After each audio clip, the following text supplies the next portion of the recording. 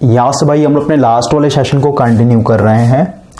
Last वाले session में हम लोगों ने हाइड्रो इलेक्ट्रिक पावर प्लांट को स्टार्ट किया था और हाइड्रो इलेक्ट्रिक पावर प्लांट से रिलेटेड जितने भी इंपॉर्टेंट न्यूमेरिकल्स थे भाई उनको हम लोग सॉल्व कर रहे थे।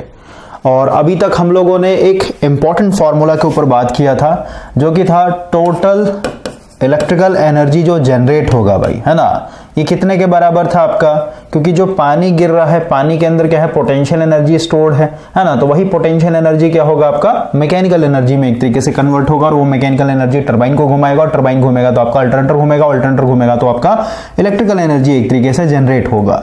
और ये था आपका wait of water into wait of water में क्या आ गया आपका, वाटर का मास आ गया और यहीं पे हम लोगों ने क्या किया है, एक्सेलरेशन ड्यू टू ग्रेविटी भी एक तरीके से मल्टीप्लाई कर दिया है, इनटू जो आपका हेड है यानी कितने ऊंचाई से पानी गिर रहा है, इनटू जो आपका ओवरऑल एफिशिएंसी है आपका टरबाइन का हो गया, आपका अल्टरनेटर ये सब का हो गया, है ना। तो ये फॉर्मूला हम लोगों ने लास्ट वाले सेशन में काफी डिटेल में डिस्कस किया था, या फिर इसी को हम लोग m इंटू जी इंटू एच कर सकते हैं और यहाँ पे हम लोग का ओवरऑल एफिशिएंसी आ जाता है मल्टीप्लिकेशन में। तो आज के सेशन में भी भाई हम लोग कुछ इंपॉर्टेंट न्यूमेरिकल को सॉल्व करेंगे और इन न्यूमेरिकल को सॉल्व करने के लिए यही एक सिंगल फार्मूला यूज करेंगे, बाकी सब पूरा का पूरा अंडरस्टैंडिंग है। अभी इस सेशन को स्टार्ट करने से पहले यहाँ पे इस डायग्राम को समझिए भाई।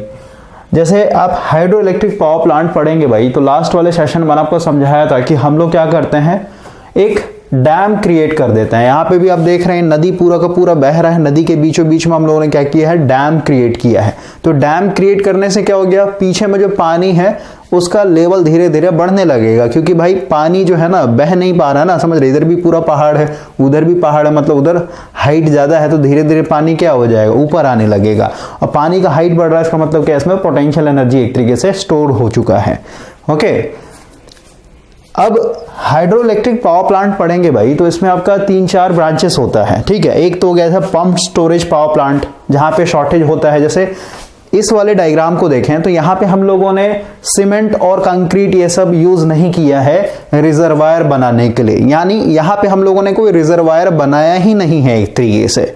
ओके, ये एक तरीके से नदी बह रहा था भाई, नदी के बीचों बीच हम लोगों ने क्या कर दिया, एक डैम क्रिएट कर दिया, तो ऑटोमेटिक क्या हो गया, पीछे में आपका पानी एक तरीके से जमाव हो गया है।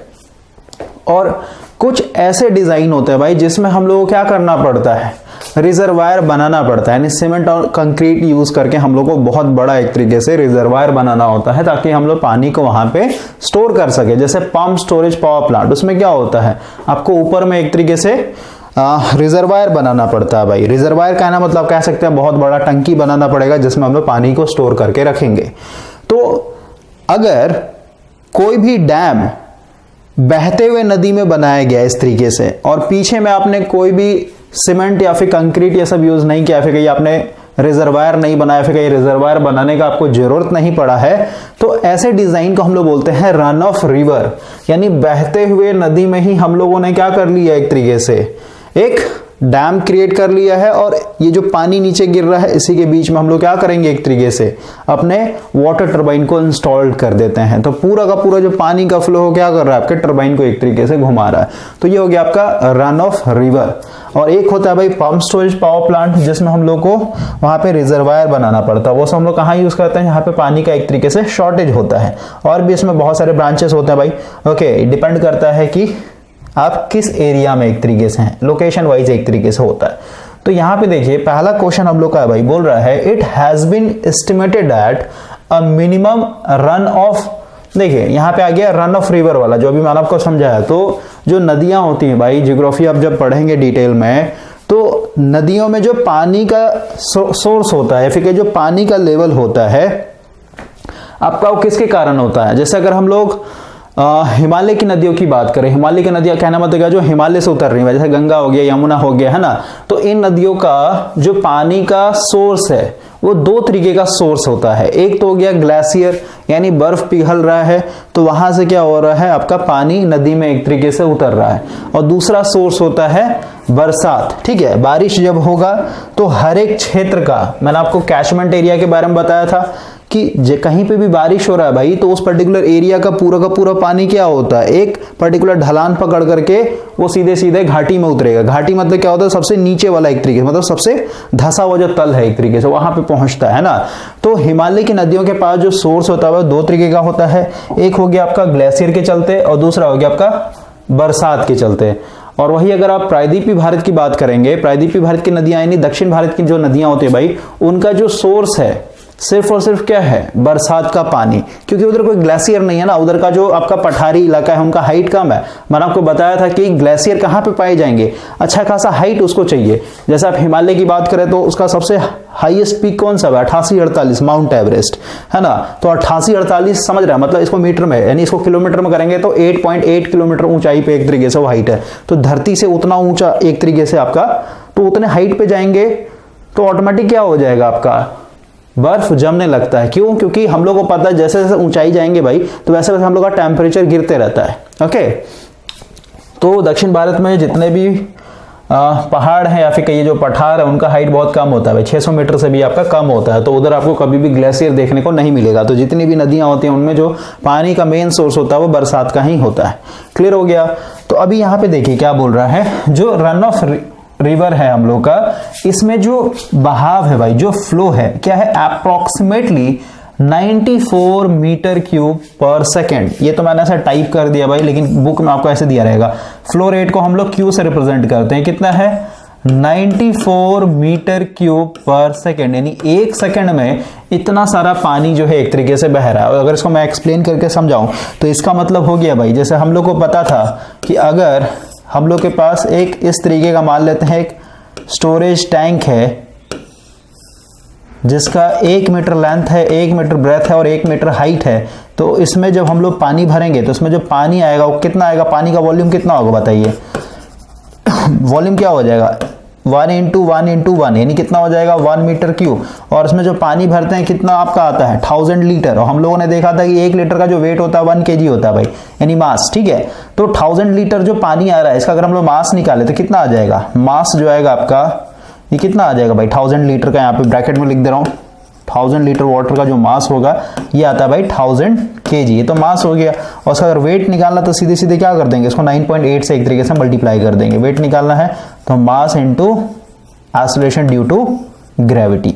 तो अभी ये जो रिवर है हम लोग का भाई, इस रिवर में जो अभी बहाव है, पानी का जो बहाव है कितना है, 1 सेकंड के अंदर 94 मीटर क्यूब। मतलब ऐसे ऐसे आपके पास 94 टैंक है और उन टैंक को एक ही सेकंड में पूरा का पूरा क्या करना है, उझल देना है। तो इतना सारा पानी का एक तरीके से क्या हो रहा है, बहाव चल रहा है।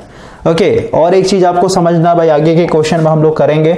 जैसे मैंने आपको नदी का थोड़ा सा इंट्रोडक्शन दिया है कि नदियों का जो पानी का लेवल है भाई, ठीक है, वो दो चीज पे डिपेंड कर रहा है। और अभी हम लोग क्योंकि नॉर्थ इंडिया में रह रहे हैं तो भाई हम लोग यहाँ पे हिमालय की नदियों को ही कंसिडर करते हैं। तो हिमालय की नदियों में क्या होता है, एक तो भाई पानी का जो लेवल है ना, वो ग्लेशियर कितना तेजी से पिघल रहा है उसके ऊपर डिपेंड करेगा। जैसे देखिए गंगा नदी कभी भी सूखता नहीं भाई, क्यों नहीं सूखता है, क्योंकि इसका मेन रीजन है इसके 2 सोर्स है पानी के, एक तो ग्लेशियर वाला पानी आ रहा है और एक आपका बरसात वाला आ रहा है। लेकिन वही साउथ इंडिया में जो नदियां बहती है भाई उनकी अगर बात करें तो उनमें जो होता है पानी या तो सूख जाता है या तो उनका मात्रा बहुत बहुत बहुत कम हो जाता है। कब, गर्मी के टाइम में, क्योंकि गर्मी के टाइम में बरसात होता नहीं है और उनके पास एक ही सोर्स है, बरसात का पानी एक तरीके से नदियों में बहता है। ओके, लेकिन गंगा की बात करें तो क्यों नहीं सूख रहा है, क्योंकि भाई इसमें 2 सोर्स से एक तरीके से पानी आ रहा है। तो अभी अगर हम लोग एक नदी का बहाव देखें तो टोटली डिपेंड करता है कि नदी के अंदर पानी कितना है।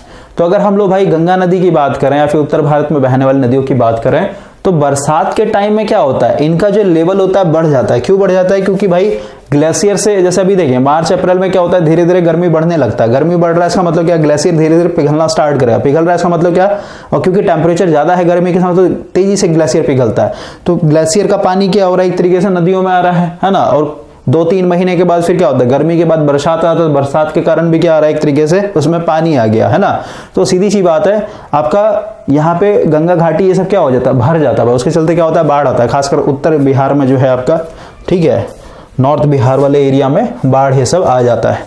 तो नदियों का जो फ्लो रेट है भाई वो सीजन के हिसाब से घटते बढ़ते रहता है। अगर आप गर्मी में देखेंगे तो गर्मी में इनका जो फ्लो रेट होगा, पानी का जो बहाव होगा 1 सेकंड के अंदर, वो कम रहता है क्योंकि उसमें पानी ही कम है। और वही बरसात में देखेंगे तो उस समय हम लोगों के पास जो पानी है नदियों में ज्यादा है। इसका मतलब क्या हुआ, आपका एक तरीके से बहाव भी ज्यादा होगा पानी का। जैसे एक क्वेश्चन यहाँ पे देखिए, इंपॉर्टेंट है, इस क्वेश्चन को देखिए। यहां पे अगर आप रीड करेंगे भाई तो यहां पे लिखा हुआ है स्टार्टिंग के जो पहला 4th मंथ है यानी 4 महीने तक के लिए जो पानी का बहाव कितना है 10 मीटर क्यूब पर सेकेंड। उसके बाद 2 महीने का जो बहाव है कितना है 6 मीटर क्यूब पर सेकेंड। और इसका अगर आप देखेंगे तो सीधी सी बात है कितना 1.5 metre cube per second for 6 month. ठीक है, तो 6 4 10 हो गया और ये आपका 2 यानी 12, यानी 1 साल का एक तरीके से नदी का बहाव के बारे में ये बताया गया है। तो नदियों में जो बहाव होता है भाई वो अलग अलग होता है, अलग अलग क्लाइमेट सीजन में, यानी गर्मी सर्दी बरसात में अलग अलग हो जाता है। ठीक है, तो ये सब थोड़ा सा आपको कहानी की तरह मैं समझा रहा हूं ताकि आपको यहाँ पे इंटरेस्ट बना हुआ रहे। ठीक है, तो फ्लो रेट आपका दिया हुआ है। आगे बोलता है will be available at a hydraulic project with a head of 39 metre, यानी यहाँ पे हेड भी आपका दिया हुआ भाई कितना है 39 मीटर। आगे बोलता है determine firm capacity. Firm capacity क्या है ये आपको बताना है। तो सबसे पहले आपको ये समझना हो फर्म कैपेसिटी का मतलब क्या होता है भाई। देखिए हम लोगों ने अभी नेक्स्ट सेशन में भाई मैं आपको दे दूंगा, जैसे कोल्ड रिजर्व क्या होता है, हॉट रिजर्व क्या होता है, स्पिनिंग रिजर्व क्या होता है, तो वहीं पे हम लोग को पढ़ना होता है फर्म पावर या फिर कहिए फर्म कैपेसिटी। तो फर्म कैपेसिटी का मतलब होता है भाई सीधे सीधे लोकल लैंग्वेज में समझिए, जैसे अभी हम लोगों ने देखा कि नदियों में जो बहाव है ना, यानी जो फ्लो रेट है वो अलग अलग सीजन में अलग अलग होता है। ठीक है, बरसात में सबसे ज्यादा देखने को मिलेगा। तो जो हाइड्रो इलेक्ट्रिक पावर प्लांट है भाई इसका इलेक्ट्रिकल एनर्जी जनरेट करने का सबसे ज्यादा पावर कब होगा इसके पास, बरसात के टाइम में। क्यों, क्योंकि हम लोगों ने देखा था कि जो इलेक्ट्रिकल एनर्जी जनरेट हो रहा है या फिर जो आप जनरेट करेंगे with the help of using hydro electric power plant, ये किस पे डिपेंड करता है, आपके फ्लो रेट के ऊपर और आपके हेड के ऊपर। सही बात है। तो बरसात के टाइम में क्या होता है, फ्लो रेट सबसे ज्यादा है, तो सीधी सी बात है आपका जो पावर प्लांट यानी हाइड्रो इलेक्ट्रिक पावर प्लांट का जो कैपेसिटी होगा इलेक्ट्रिकल एनर्जी जनरेट करने का वो भी एक तरीके से ज्यादा होगा। और वही अगर आप गर्मियों की बात करें तो गर्मियों में क्या होता है, फ्लो रेट कम हो गया, तो सीधी सी बात है भाई अब इसके पास ज्यादा इलेक्ट्रिकल एनर्जी प्रोड्यूस करने का ताकत ही नहीं है। ओके, तो फर्म कैपेसिटी का मतलब होता है कि एडवर्स कंडीशन में, एडवर्स कहना मतलब क्या, मुश्किल घड़ियों में भाई। ठीक है, यानी जब मुश्किल समय क्या हाइड्रो इलेक्ट्रिक पावर प्लांट के लिए क्या भाई, जब नदी के अंदर पानी एक तरीके से कम हो चुका है, ये इसके लिए क्या हो गया, सबसे मुश्किल वाला समय हो गया है। तो पानी कम हो गया तो फ्लो रेट कम हो गया है ना। तो फर्म कैपेसिटी सीधे सीधे कहता है कि अगर हम लोग पावर प्लांट की बात करें फिर किसी भी पावर प्लांट की बात करें भाई, तो मुश्किल से मुश्किल समय में ये एक तरीके से कितना पावर जनरेट करके ये दे सकता है उसको हम लोग बोलते हैं फर्म कैपेसिटी। यानी मिनिमम पावर या फिर कहिए मैक्सिमम पावर जो एक बुरे से बुरे सिचुएशन में ये हमेशा बना करके देते रह सकता है कंटिन्यूअसली, उसको हम लोग बोलते हैं फर्म कैपेसिटी। क्लियर हो गया। दूसरा है आपका yearly gross output. Yearly gross output का मतलब होता है भाई कि जो भी आपका एडवर्स कंडीशन में यानी बुरे से बुरे सिचुएशन में जो ये पावर कंटिन्यू जनरेट कर रहा था वो इनटू, क्योंकि यहाँ पे आउटपुट की बात हो रही थी, यहाँ पे मल्टीप्लाई करना पड़े एफिशिएंसी के ऊपर। तो अभी हम लोग आते हैं इसके ऊपर, देखिए समझ में आ जाएगा आपको, समझ में आएगा भाई आपको। और ये सब जो भाई क्वेश्चन है ना, ये क्वेश्चन आपका पावर सिस्टम का जो बुक आता है, ठीक है, ये वाला जो बुक है ना, ओके, इससे मैं करवा रहा हूँ। और यहाँ पे क्वेश्चन मैंने टाइप कर दिया ताकि, क्योंकि बुक में जो सॉल्यूशन दिया हुआ एक एक लाइन में दिया हुआ आपको समझ में ही नहीं आएगा। ओके, इसलिए यहाँ पे थोड़ा सा एक्सप्लेन कर रहा हूँ। और अगर आपके पास बुक होगा तो लास्ट में आप देख लीजिएगा। तो सबसे पहले देखिए हम लोग का भाई दो चीज दिया हुआ था इसमें, फ्लो रेट दिया हुआ यानी डिस्चार्ज दिया हुआ, पानी कितने तरीके से किस तरीके से डिस्चार्ज हो रहा है, हेड दिया हुआ। तो सबसे पहले हम लोग यहाँ पे वेट ऑफ वाटर करते हैं, है ना। ये फर्म कैपेसिटी कुछ नहीं भाई, ये आप समझिए जो इलेक्ट्रिकल एनर्जी जनरेट करेगा वो, ठीक है, बुरे से बुरे सिचुएशन में। तो अगर हम यहाँ पे वेट ऑफ वाटर की बात करें, ठीक है, वेट ऑफ वाटर, तो हम लोग को ऑलरेडी डिफॉल्ट में पता है भाई, यहाँ पे मैं लिखता हूँ। और वेट का हमेशा फॉर्मूला लिख दीजिए, यहाँ पे मास इनटू क्या होता है आपका, एक्सेलरेशन ड्यू टू ग्रेविटी होता है। तो हम लोग को पता है कि 1 मीटर क्यूब, है ना, इतना अगर पानी कहीं पे भी है तो भाई इसका जो वेट होता है, मास होता है, कितना होता है, 1000 kg होता है, सही बात है। तो अगर 1 मीटर क्यूब वॉल्यूम का वाटर का मास इतना है तो इतना का भाई कितना हो जाएगा बताइए, 94 मीटर क्यूब, ये हो जाएगा 94 इंटू 1000 kg, ये तो मास हो गया भाई। तो मास की जगह मैं लिख देता हूँ 94 इंटू 1000 इंटू यहाँ पे कर देंगे हम लोग 9.81, तो ये वेट बन गया। तो वेट किस में, फोर्स में कन्वर्ट हो जाता है, इसका यूनिट न्यूटन हो जाएगा भाई, सही बात है। तो ये हम लोगों ने, अब हम लोग ऐसे कह सकते हैं भाई कि 1 सेकेंड, भाई अभी जो टाइप किया वो क्वेश्चन था ना, उसको मैंने ऐसा हटा दिया है क्योंकि उसमें हम लोग का बहुत ज़्यादा टाइम चला जाएगा। तो हम लोग डायरेक्ट बुक के साथ सिंक्रोनाइज हो जाते हैं, क्योंकि इसमें भाई ये जो लैंग्वेज यूज़ किया गया है ना, ये सब लिखने में बार बार बहुत ज़्यादा टाइम चला जाएगा। ओके, तो अभी डायरेक्ट बुक के साथ सिंक्रोनाइज हो जाते हैं। देखिए जो पहला क्वेश्चन था भाई, ये पहला क्वेश्चन हम लोगों ने जो फर्स्ट सेशन दिया था मैंने आपको हाइड्रो इलेक्ट्रिक पावर प्लांट के ऊपर, उसमें मैंने आपको समझाया था, और यही सेम क्वेश्चन जो है आपके एमसीक्यूज बुक में उठा करके छाप दिया गया है। तो इस सेशन में हम लोग यहाँ से कंटिन्यू कर रहे हैं। ये क्वेश्चन मैं आपको ऑलरेडी समझा दिया कि भाई ये रन ऑफ रिवर है, और यहाँ पे आपका जो डिस्चार्ज है, पानी का जो बहाव है, कितना है, 94 मीटर क्यूब पर सेकेंड, यानी 1 सेकेंड में भाई, 1 सेकेंड में 94 मीटर क्यूब का मतलब क्या हुआ, 1 मीटर क्यूब का अगर आपका वॉल्यूम होता है तो इसमें कितना 1000 लीटर एक तरीके से पानी आता है, फिर कहिए 1000 kg एक तरीके से पानी का मास होता है। तो यहाँ पे टोटल कितना है, 94 मीटर क्यूब। इसका मतलब क्या हो गया, अगर हम लोग इसका वेट निकालें, इसका अगर हम लोग वेट निकालें भाई, वाटर का अगर वेट निकालें क्या हो जाएगा, 94 ऐसे लिखिए ना, 1 मीटर क्यूब के चलते हम लोग का 1000 लीटर आता है, फिर कहिए इस 1000 लीटर का जो मास है कितना है, 1000 kg है। तो 94 मीटर क्यूब में कितना आ जाएगा, ये सीधे सीधे मल्टीप्लाई हो जाएगा, 94 इंटू 1000 kg, है ना, समझ में आया। ये हो गया मास। अब भाई मेरे को वेट चाहिए, वाटर वेट चाहिए, तो इस मास को मैं क्या कर दूंगा, 9.81 से मल्टीप्लाई कर दूंगा, तो क्या बन जाएगा, ये वेट ऑफ वाटर बन जाएगा। कितने वाटर का, 94 मीटर क्यूब वाटर का, समझे। तो यही यहां पे किया गया है। अभी यहां पे ध्यान से समझिए, जो वेट लिखा हुआ भाई, ये कैसे लिखा हुआ है, 94,000, ये तो भाई क्या है, पानी का वेट है। और पानी का वेट मतलब क्या, इतना फोर्स है, एक तरीके से इतना फोर्स, यानी वेट जो लिखते हैं भाई, इसका आगे क्या लग जाता है, न्यूटन लग जाता है ना, समझे। यानी 1 सेकंड में जो पानी है 94,000 kg का एक तरीके से धक्का दे रहा है आपके टरबाइन के ऊपर, ठीक है, वो पुश कर रहा है एक तरीके से टरबाइन को। अब देखिए आगे क्या बोलता है, हेड आपका ऑलरेडी दिया हुआ है, 39 मीटर की ऊंचाई से पानी गिर रहा है। तो हम लोग यहाँ पे देखना चाहते हैं कि 1 सेकंड में भाई, क्योंकि पानी का जो बहाव है, जो फ्लो रेट है क्या, 1 सेकंड में इतना kg, तो हम लोग देखना चाहते हैं कि, क्योंकि यहाँ पे समझिए ना, 1 सेकंड में इतना फोर्स लगा रहा है एक तरीके से, तो हम लोग देखना चाहते हैं कि 1 सेकंड में, यहाँ पे लिखता हूं कि 1 सेकंड में कितना एक तरीके से वर्क डन होगा, ठीक है।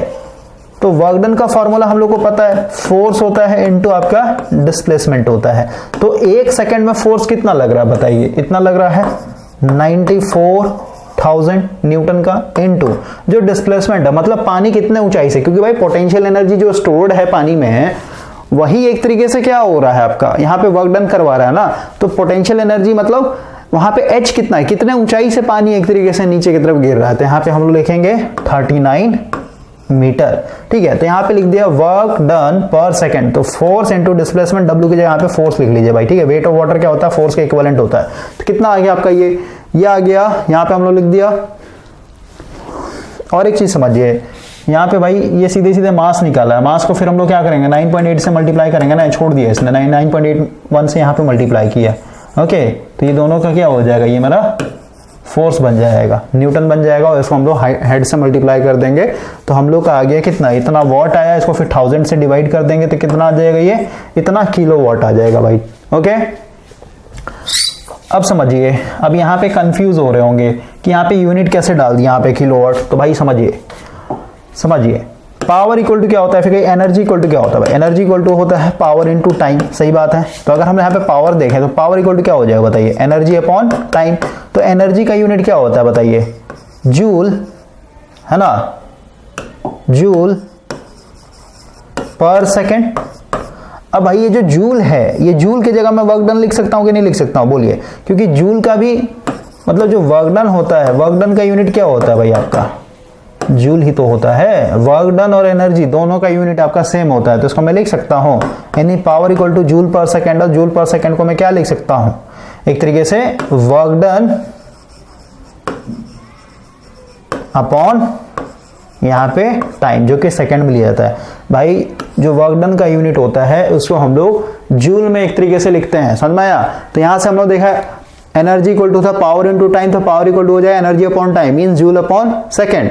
तो सीधी सी बात है, जूल की जगह मैं वर्क डन लिख सकता हूं, तो वही आ गया वर्क डन अपॉन टाइम। तो वर्क डन अपॉन टाइम कहीं पे भी लिखा रहेगा तो इससे हम लोग को क्या मिलता है, पावर मिलता है। पावर का यूनिट क्या होता है आपका वॉट, और बड़ा यूनिट क्या हो जाएगा किलोवाट। क्लियर हो गया। यानी एक सेकंड में जो पानी भाई काम करेगा, ठीक है, जो 39 मीटर की ऊंचाई से पानी गिर रहा है वो कितना एक तरीके से वर्क डन करके देगा, कितना पावर एक तरीके जनरेट करके देगा 35,963 किलोवाट। क्लियर हो गया। अब देखिए यहां पे आपका फर्म कैपेसिटी, फर्म कैपेसिटी का मतलब होता है भाई, कैपेसिटी का मतलब क्या, पावर, ठीक है। पावर का फॉर्मूला क्या होता है, the rate of doing work, ठीक है, फिर कैपेसिटी टू डू वर्क, समझे। तो जब हम लोग hot reserve, cold reserve, spinning reserve, है ना, ये सब पढ़ेंगे तो वहीं पे हम लोग को पढ़ना होता है फर्म पावर या फिर कहिए फर्म कैपेसिटी। और इसका मतलब क्या है कि भाई बुरे से बुरे सिचुएशन में आपका एक हाइड्रोइलेक्ट्रिक पावर प्लांट कितना पावर जनरेट कर सकता है उसको हम लोग बोलते हैं फर्म पावर, ठीक है। तो इसका फॉर्मूला क्या है, plant efficiency into gross plant capacity. अब समझिए इसका क्या मतलब है भाई, ये जो यहाँ पे आपने पावर कैलकुलेट किया ये क्या है, एक सेकंड में जो भी पानी गिर रहा है भाई, और उस पानी के चलते जो फोर्स लग रहा है, जो धक्का दिया जा रहा है टरबाइन पे, उसके कारण ये एक तरीके से यहाँ पे पावर बना हुआ है ना। तो ये मेरा क्या हो गया, ये टरबाइन के पास जो पावर जनरेट हुआ है वो है, लेकिन हम लोग को पता है कि टरबाइन का अपना एक एफिशिएंसी होगा और वो एक तरीके से जनरेटर से कनेक्टेड है, तो जनरेटर का भी अपना एक एफिशिएंसी होगा। इसका मतलब क्या हुआ, आउटपुट में अगर आप देखेंगे तो मेरे जनरेटेड पावर है भाई, ठीक है। आउटपुट में देखें तो उसमें आपको लॉसेस को भी तो एक तरीके से हटाना पड़ेगा ना, समझ गए। तो हम लोग का यहाँ पे दिया ऑलरेडी कि प्लांट का जो एफिशिएंसी है, प्लांट एफिशिएंसी का मतलब क्या होता है, इसमें टरबाइन एफिशिएंसी, आपका जनरेटर एफिशिएंसी सब इंक्लूडेड होता है भाई।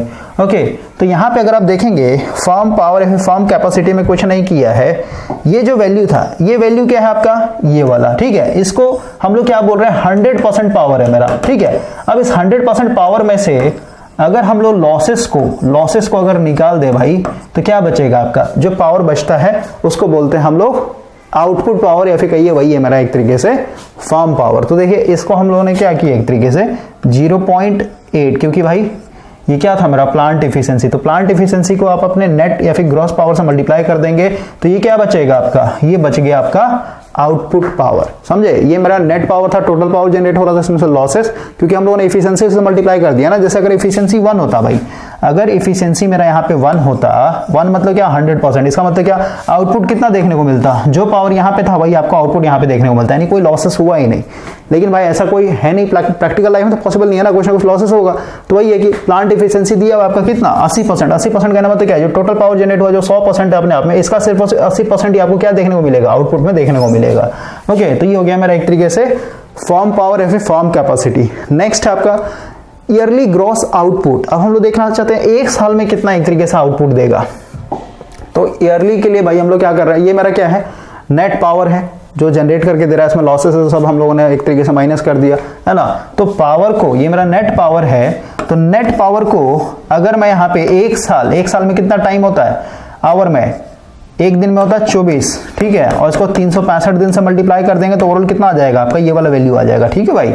तो अगर आप ग्रॉस पावर या फिर नेट पावर को अगर आप एक साल के टाइम से मल्टीप्लाई कर देंगे तो ये मेरा पावर था और ये मेरा टाइम हो गया, तो पावर इनटू टाइम करें तो क्या हो जाएगा, मेरा किलोवाट आवर हो जाएगा, यानी ये मेरा एक तरीके से एनर्जी हो जाएगा। यानी एक साल में इतना एक तरीके से ये एनर्जी एक तरीके से ये बना करके देगा, यानी जनरेट करके देगा। क्लियर हो गया। नेक्स्ट क्वेश्चन के ऊपर आते हैं भाई।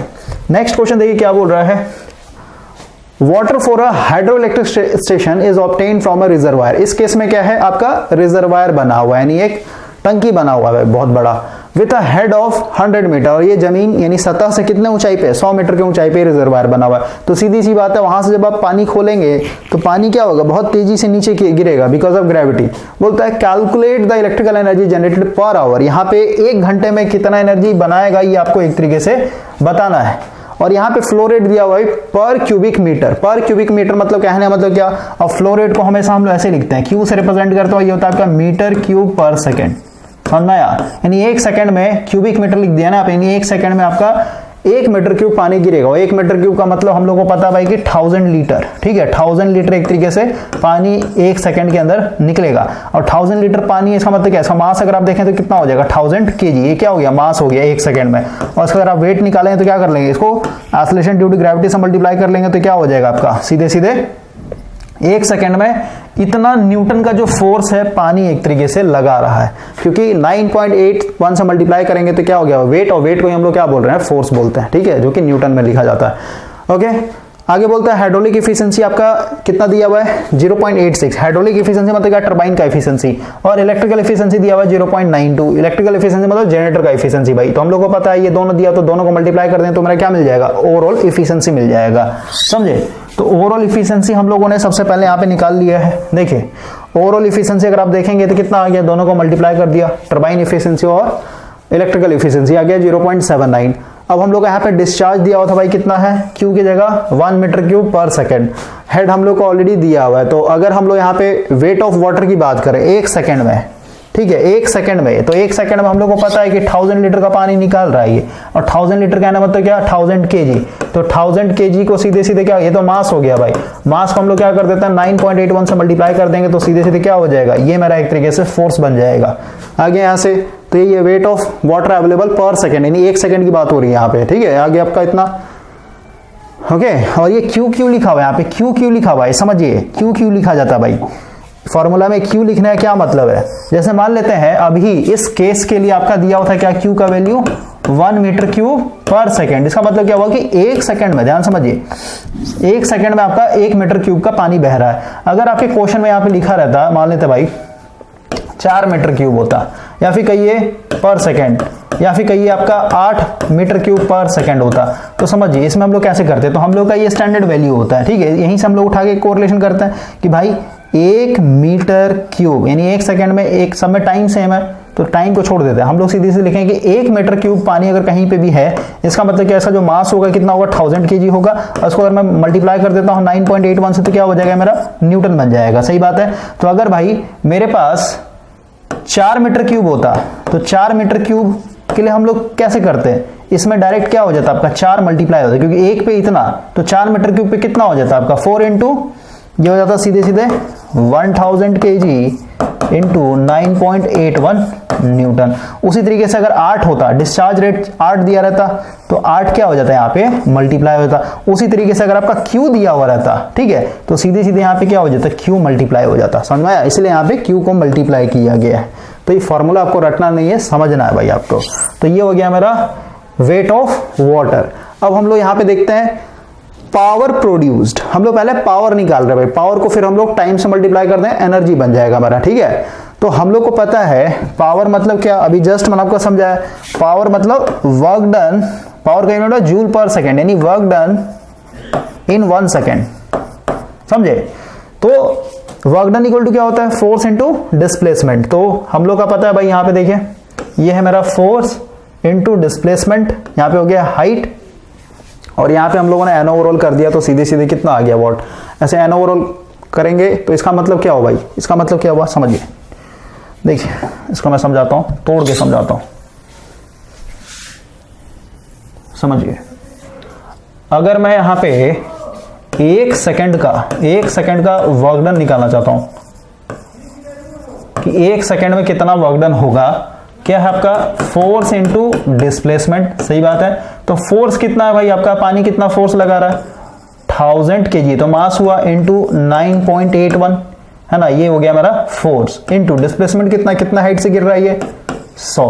तो ये जो वैल्यू आएगा भाई यहाँ पे 100 से 100 खत्म हो जाएगा, कितना हो जाएगा 981, और इसके ऊपर आ जाएगा 3 0, ठीक है। ये जो आया आपका, ये क्या है, ये एक तरीके से रॉ पावर है। रॉ पावर कहने का मतलब क्या, आपका यहाँ पे भाई टरबाइन पे जो पावर बन रहा है, टरबाइन पे जो एक तरीके से पावर बना है, ये है आपका। इसमें आपने लॉसेस को एक तरीके से माइनस नहीं किया है। जैसे फर्स्ट वाले केस में हमने देखा था ना भाई, ये मेरा क्या था, 1 सेकंड में इतना पावर बना था, लेकिन हम लोगों ने जब इसको प्लांट इफिशियंसी से मल्टीप्लाई किया तो क्या आया, ये तो मेरा 100% पावर था। अब 100% पावर में से कुछ लॉसेस होगा, लॉसेस कितना हो गया, क्योंकि यहाँ पे इफिशियंसी 80% जैसा मतलब क्या 20% लॉसेस हो जाएगा, इसका मतलब क्या, इसका सिर्फ और सिर्फ क्या 80% ही आपका आउटपुट देखने को मिलेगा। तो ये आ गया मेरा 80% आउटपुट, नहीं इसका 80% निकाला तो इतना वैल्यू आएगा। तो वही चीज यहाँ पे भी है कि ये जो मैंने यहाँ पे निकाला है भाई, ये क्या है, ये मेरा रॉ पावर है। अब इसमें से कुछ ना कुछ लॉसेस जाएंगे ना, समझ रहे बात को, ये अपने आप में 100% पावर है तो उसमें से लॉसेस निकालना है। तो अगर मैं यहां पे देखूं कि मेरा नेट पावर कितना आएगा, नेट पावर क्या हो जाएगा, ये जो आपका है 981,000, इसको क्या कर देंगे, इफिशियंसी से मल्टीप्लाई कर देंगे। इफिशियंसी कितना है मेरा यहाँ पे, इफिशियंसी हम लोग निकाला ओवरऑल इफिशियंसी 0.79, ठीक है। इसको सॉल्व करेंगे तो क्या हो जाएगा, हमारा नेट पावर आ जाएगा। तो वही आपका यहाँ पे निकाला गया डायरेक्ट, ठीक है, इसलिए यहाँ पे इफिशियंसी से मल्टीप्लाई कर दिया गया। तो कंफ्यूज नहीं होना है, इस बुक में भाई कहीं पे कुछ फार्मूला यूज करेगा, कहीं पे कुछ फार्मूला यूज करेगा, इसलिए बच्चों को समझ में नहीं आता। लेकिन एक बार आप पकड़ लेंगे बेस तो आपको समझ में आ जाए यहाँ पे क्या किया एक्चुअली। ओके, तो यही यहाँ पे है ना 981,000, यही है 981,000। इसको हम लोग मल्टीप्लाई कर दिया किससे, ओवरऑल इफिशियंसी से। तो ये मेरा आ गया कितना, 775 किलोवाट। तो ये मेरा क्या था, नेट पावर था, ठीक है। यहाँ पे कितना आ रहा था आपका 98,000 के जगह हम लोग किलोवाट, यानी 100% मेरा पावर जनरेट हुआ। इसमें से लॉसेस होने के बाद कितना बचा, सिर्फ और सिर्फ 775 किलोवाट। तो ये हो गया हमारा पावर प्रोड्यूस। और पावर को हमेशा जब भी लिखेंगे आपको सीधे सीधे लिखना है वर्क डन अपॉन सेकेंड, यानी 1 सेकेंड में इतना एक तरीके से पावर जनरेट कर रहा है। अब एनर्जी निकाल लेते हैं भाई, तो एनर्जी जनरेटेड इन 1 आवर, तो हम लोग को पता है एनर्जी इक्वल टू होता है पावर इनटू टाइम। तो पावर मेरे को पता है इतना बना रहा है ना, कितने देर में बना रहा है भाई, इतना पावर कितने देर में बन रहा है, 1 सेकंड में बन रहा है भाई, ठीक है। तो अगर आप 10 मिनट के लिए चलाएंगे, हर एक सेकंड भाई इतना ही पावर बनाएगा, मतलब कंटिन्यूअसली इतना पावर बना रहा है ये। अगर ये फ्लो रेट है पानी का तो, और ये हेड है इतना, तो ठीक है। तो हम लोग देखना चाहते हैं कि 1 घंटे में कितना, एक तरीके से तो 1 घंटे से मल्टीप्लाई करना मतलब क्या, पावर को जैसे ही आप टाइम से मल्टीप्लाई कर देंगे भाई तो सीधी सी बात है क्या बन जाता है, एनर्जी बन जाता है, समझे। इतना ये पावर तो हमेशा बनाएगा, हर एक सेकंड में बनाएगा, ठीक है। चल रहा है समझिए ना। अभी आपका हाइड्रो इलेक्ट्रिक पावर प्लांट भाई मान लो पानी गिर रहा है, मतलब क्या, हर एक सेकंड में इतना पावर बनाते जा रहा है। तो हम लोग देखना चाहते हैं 1 घंटे में कितना पावर बनाएगा। तो 1 घंटे में कितना हो जाएगा, यहाँ पे ऑलरेडी किलोवाट में था और इसको आवर से मल्टीप्लाई तो कितना हो जाएगा 775 किलोवाट आवर। इतना एनर्जी एक तरीके से ये जनरेट कर देगा। नेक्स्ट क्वेश्चन देखिए क्या बोल रहा है, बोलता है कैलकुलेट द एवरेज पावर। तो सबसे पहले एवरेज पावर का हम लोगों ने फॉर्मूला देखा था भाई, और लोड फैक्टर का कॉन्सेप्ट दिया था, वहां से भी समझाया था कि एवरेज जो पावर होता है, फिर इसी को हम लोग बोलते हैं एवरेज लोड और एवरेज लोड, ठीक है। लोड का मतलब सीधे सीधे पावर से होता है, समझा। तो एवरेज लोड ऐसे लिखिए या फिर ऐसे लिखिए, एवरेज लोड क्या होता है, ये होता है भाई हम लोग का इलेक्ट्रिकल एनर्जी जनरेटेड, ठीक है, यानी total electrical generated, electrical energy कर देता है, एनर्जी जनरेटेड अपॉन, एनर्जी क्या था मेरा, पावर इनटू टाइम था, समझे। और इसको फिर से टाइम से डिवाइड करते हैं हम लोग, तो ये टाइम से टाइम कट जाएगा तो क्या बचेगा आपका, एवरेज पावर एक तरीके से निकल करके आता है। तो यहाँ पे पूछ रहा है calculate the average power in kilowatt that can be generated in a hydroelectric power project from the following data. क्या क्या दिया हुआ, कैचमेंट एरिया दिया हुआ, बहुत इंपॉर्टेंट क्वेश्चन है, ध्यान समझिएगा। कैचमेंट एरिया आपका यहाँ पे दिया हुआ भाई, और कैचमेंट एरिया मैंने आपको बताया था कि कहीं पे भी बरसात हो रहा है भाई, ठीक है, तो सारे एरिया का पूरा पानी क्या होगा, एक ढलाव पकड़ करके एक जगह मिलता है ना, एक जगह आकर के मिलता है, उसी को बोलते हैं कैचमेंट एरिया। तो कैचमेंट एरिया दिया हुआ है, या फिर ऐसे समझ सकते हैं कैचमेंट एरिया का मतलब कि भाई हम लोगों ने क्या देखा कि पूरे एरिया का पानी जो है ढलाव पकड़ करके एक जगह मिल रहा है, एक जगह मिल रहा है ना। हर जगह का पानी एक तरीके से भाई एक जगह के मिलता है, फिर चाहे शहर हो या फिर कोई गांव हो। तो भाई हम लोग देखते हैं कि पूरा का पूरा पानी जो आ रहा है, ये पानी कितने दूर से आ रहा है, कितने बड़े एरिया से एक तरीके से आ रहा है। तो जो पूरा का पूरा एरिया का जो पानी यहाँ पे आके जमा हुआ है ना, इसको बोलते हैं कैचमेंट एरिया, समझे। क्योंकि अब भाई पूरे दुनिया का एक तरीके से पानी एक जगह आके थोड़ा ना मिलेगा, एक पर्टिकुलर लोकेशन का होगा, जैसे विलेज हो सकता है, फिर कोई शहर हो सकता है, समझे। उसी तरीके से कोई इधर मान लेते हैं गांव है, तो इस गांव का भी क्या होगा, एक कैचमेंट एरिया होगा। हर एक जितने भी यहाँ पे घर बने हुए हैं, हर एक घर के ऊपर छत पे पानी आ रहा होगा, पानी फिर नीचे आया है ना, फिर इधर भी घर है इधर भी घर है, तो हर एक घर से जो पानी निकलेगा बरसात का, ठीक है, तो एक पर्टिकुलर ढलाव पकड़ करके एक जगह जहां पे मिलता है उसको बोलते हैं कैचमेंट एरिया। फिर ये कितने बड़े एरिया से पूरा का पूरा पानी आकर के एक जगह मिल रहा है उसको बोलते हैं कैचमेंट एरिया। ठीक है, तो ये पूरा का पूरा एरिया क्या हो गया मेरा, कैचमेंट एरिया हो गया। ये पूरा एक तरीके से कैचमेंट एरिया है मेरा, ठीक है, क्योंकि इतने बड़े एरिया से क्या हो रहा है, पानी एक तरीके से निकल करके आ रहा है। तो कैचमेंट एरिया दिया हुआ आपका, हेड दिया हुआ, कितना हाइट से आ रहा है ये दिया हुआ है, एनुअल रेनफॉल दिया हुआ है आपका, यील्ड फैक्टर दिया हुआ है, ओवरऑल एफिशिएंसी दिया हुआ है। अब बोलता है if the load factor is 40% what is the rating of generator installed. बहुत इंपॉर्टेंट क्वेश्चन है भाई, सबसे पहले समझिए मतलब समझिए सबका, पहले इसके सॉल्यूशन पे आते हैं। देखिए भाई, हम लोग को जैसे अभी तक जो हम लोगों ने क्वेश्चन सॉल्व किया उसमें क्या दिया हुआ रहता था, उसमें रिजर्वायर दिया हुआ रहता था और रिजर्वायर का एक तरीके से भाई वॉल्यूम दिया रहता था, यानी रिजर्वायर का कैपेसिटी कितना है मीटर क्यूब में, है ना। तो हम लोग को पता था कि इस रिजर्वायर में टोटल पानी कितना है, ये हम लोग को पता रहता है भाई, है ना। अगर आपको यहाँ पे रिजर्वायर का वॉल्यूम दे दिया जाए तो जैसे हम लोग देखा था 5 × 10⁶ मीटर क्यूब ऐसे करके दिया था, तो हम लोग को पता है कि 1 मीटर क्यूब में आपका जो पानी का मास होता है 1000 kg होता है। तो इतने बड़े रिजर्वायर में जो पानी से भरा हुआ है इसमें कितना मास होगा, है ना। तो ये हो जाएगा आपका सीधे 1000 × 5 × 10⁶ मीटर क्यूब। तो ये तो मास हो गया भाई। अब इसको क्या कर देंगे, 9.81 से मल्टीप्लाई कर देंगे तो ये मेरा क्या बन जाएगा, पूरे इस पानी का जो वेट है वो एक तरीके से निकल जाएगा। तो इस वाले क्वेश्चन में ऐसा कुछ तो दिया नहीं है, इसमें कैचमेंट एरिया दे दिया, यील्ड फैक्टर दे दिया, है ना। तो अब आपका यहाँ पे दिमाग घूम जाएगा।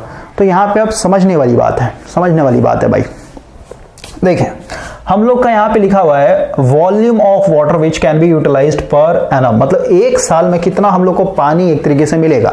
और मैंने आपको बताया था पानी कहीं पे भी आप स्टोर करेंगे तो हमेशा क्या होता है, length into breadth into height में ही स्टोर किया जा सकता है उसको, 2D प्लेन पे आप स्टोर नहीं कर सकते हैं। इसीलिए वाटर को हम लोग वॉल्यूम, यानी जितने भी लिक्विड होता है सबके लिए हम लोग वॉल्यूम एक तरीके से यूज करते हैं। तो भाई समझिए, कैचमेंट एरिया भी जस्ट बताया कि कितने बड़े एरिया से मतलब कैचमेंट एरिया मतलब क्या, इस पर्टिकुलर एरिया से भाई हर एक जगह का बरसात का पानी क्या हो रहा है, सब मतलब सारे एरिया से निकल के एक पर्टिकुलर एरिया पे आकर के मिल रहा है, समझे। तो जितना बड़ा कैचमेंट एरिया होगा, ध्यान समझिए, जितना बड़ा कैचमेंट एरिया होगा भाई, सीधी सी बात है, उतना ही जगह आपको यहाँ पे पानी एक तरीके से मिलेगा।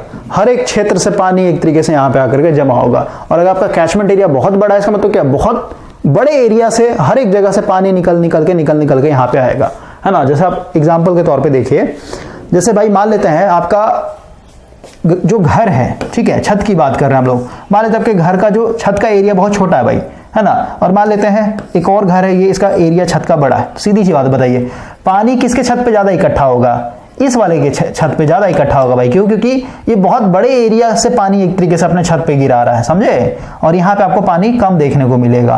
तो वही है कि जितना बड़ा कैचमेंट एरिया होगा उतने बड़े एरिया से क्या होगा, पानी हर एक जगह से निकल के यहाँ पे ढलाव पकड़ के आएगा।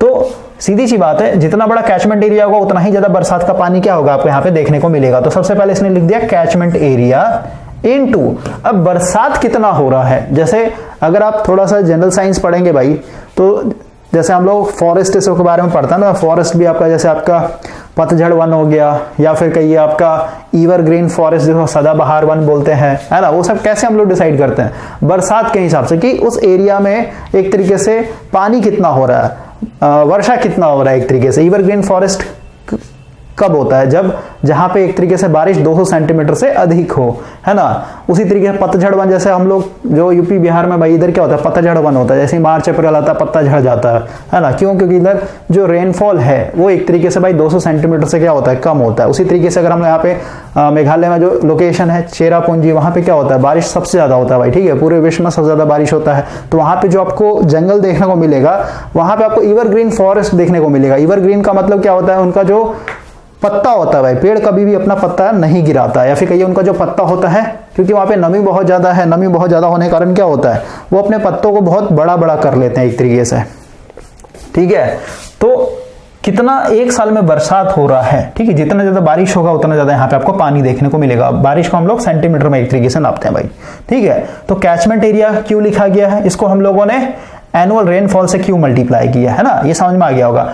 इनटू यहाँ पे लगा हुआ यील्ड फैक्टर। तो यील्ड फैक्टर का मतलब होता है भाई, जैसे देखिए जब हम लोग का देश आजाद हुआ था भाई, खासकर जब आप इकोनॉमिक्स पढ़ेंगे तो इकोनॉमिक्स में सबसे पहले पढ़ना होता है अर्थव्यवस्था। अर्थव्यवस्था में क्या है, जैसे दो तरीके का है, एक तो हो गया प्राइवेट सेक्टर और एक हो गया आपका गवर्नमेंट सेक्टर, है ना। जैसे एक बोलते हैं हम लोग समाजवादी और एक होता आपका पूंजी करके होता है भाई, हिंदी में मेरे को याद नहीं आ रहा है। ओके, तो एक जो गवर्नमेंट सेक्टर भाई, वो गवर्नमेंट सेक्टर क्या है कि आपका सप्लाई डिमांड के बेसिस पे काम नहीं करता है, फिर कहीं प्रॉफिट एंड लॉस से वो काम नहीं करता। जैसे इंडियन रेलवे भाई, तो इंडियन रेलवे में भले ही आपका अभी फेस्टिवल सीजन हो या फिर नॉर्मल सीजन हो, ट्रेन में भाई बहुत ज्यादा भीड़ हो या फिर कहीं पूरा ट्रेन खाली हो, जो टिकट का प्राइस होगा वो हमेशा क्या रहता है, सेम रहता है। सही बात है, लेकिन प्राइवेट सेक्टर में भी देखिए सप्लाई और डिमांड के हिसाब से क्या होता है। जैसे आप अमेजोन के देख लीजिए, अगर सेल चल रहा है कहीं पे भी, है ना, खासकर आईफोन ये सब के लिए आपने देखा होगा, जैसे ही आपका ज्यादा डिमांड होने लगता है तो आईफोन का जो प्राइस होता है ऊपर बढ़ जाता है ना। तो प्राइवेट सेक्टर क्या होते हैं, प्रॉफिट के ऊपर काम करते हैं पूरा का पूरा। लेकिन गवर्नमेंट सेक्टर को प्रॉफिट से कोई मतलब नहीं होता है, सप्लाई डिमांड से मतलब नहीं होता है। गवर्नमेंट सेक्टर जो है भाई पब्लिक वेलफेयर के लिए, यानी पब्लिक को सुविधा देने के लिए। तो जब हम लोग आजाद हुए तो उस समय क्या था, भूखमरी का सीजन था भाई, यानी लोगों के पास इतना भी एक तरीके से अनाज नहीं था कि वो पेट भर सके। ओके, तो ऐसे सिचुएशन में एक देश क्या चाहेगा भाई कि जो भी वो खेती कर रहा है, जो उनका प्राइमरी सेक्टर है भाई, जितने भी लोग एग्रीकल्चर से जुड़े हुए हैं, उनका उपज जो है ज्यादा से ज्यादा हो, है ना, ज्यादा से ज्यादा फसल हम लोग को मिले, है ना। तो ज्यादा से ज्यादा फसल हम लोग ग्रो करेंगे तो ज्यादा से ज्यादा क्या होगा, लोगों का पेट भरेगा। तो वहां पे जो हम लोगों ने सीड जो यूज किया था, ठीक है ना भाई, जो बीज एक तरीके से यूज किया था धान का, गेहूं का, वो क्या था, वो एक तरीके से, इसको हम लोग टेक्निकल भाषा में बोलते हैं भाई। देखिए यहाँ पे मैं आपको बता देता हूँ, ठीक है। जो हम लोगों ने जैसे अभी आज के डेट में हाइब्रिड यूज करते हैं ना, जैसे आप खीरा देखेंगे या फिर टमाटर देखेंगे, है ना, या फिर कहिए मतलब एक भाई बिना कोई खाद दिए हुए, ठीक है, बिना कोई वैसा केमिकल छिड़के हुए अगर आप कोई भी फसल कर रहे हैं फिर कोई भी खेती कर रहे हैं तो उसमें देखिएगा उसका जो साइज होगा क्रॉप का बहुत छोटा छोटा होता है भाई, है ना। और वही अगर आप हाइब्रिड चीज यूज कर रहे हैं, हाइब्रिड बीज ये सब यूज कर रहे हैं, तो क्योंकि वो क्रॉस ब्रीडिंग होता है तो उसमें क्या हो जाता है, उनका साइज बड़ा बड़ा हो जाता है ना, समझे। और भूखमरी है तो सीधी सी बात है भाई, लोगों का पेट भरना, तो उस समय हम लोग जो यूज करते थे सीड, वो सब सारा का सारा क्या होता था, हाइब्रिड होता था। लेकिन हाइब्रिड चीज क्या है, क्रॉस ब्रीडिंग का होता है एक तरीके से। ओके, एक मिनट भाई, इसका क्या मतलब होता है मैं बता देता हूं आपको। सो यील्ड क्रॉप्स बोलते हैं भाई, ठीक है, हाई यील्ड क्रॉप्स।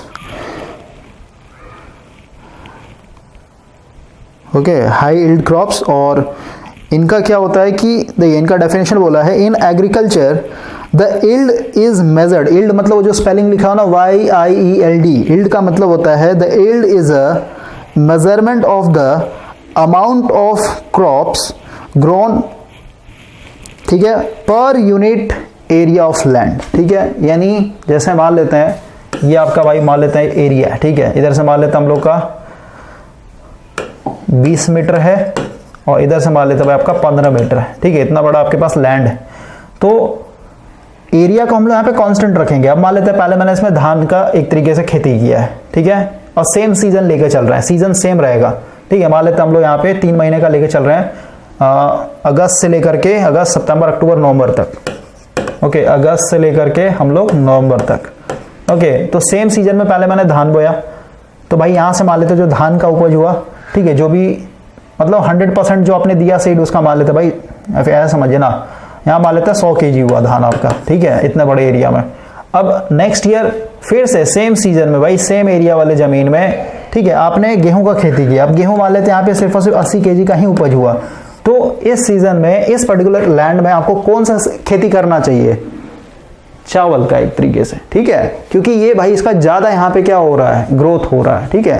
तो हम लोग ऐसे भी समझ सकते हैं, नहीं तो फिर समझिए जो बीज आते थे भाई वो हाइब्रिड होता था, यानी एक बीज से जो उनमें दाना फूटेंगे, फिर चाहे गेहूं हो या फिर चावल हो, उसमें ज्यादा होता है भाई।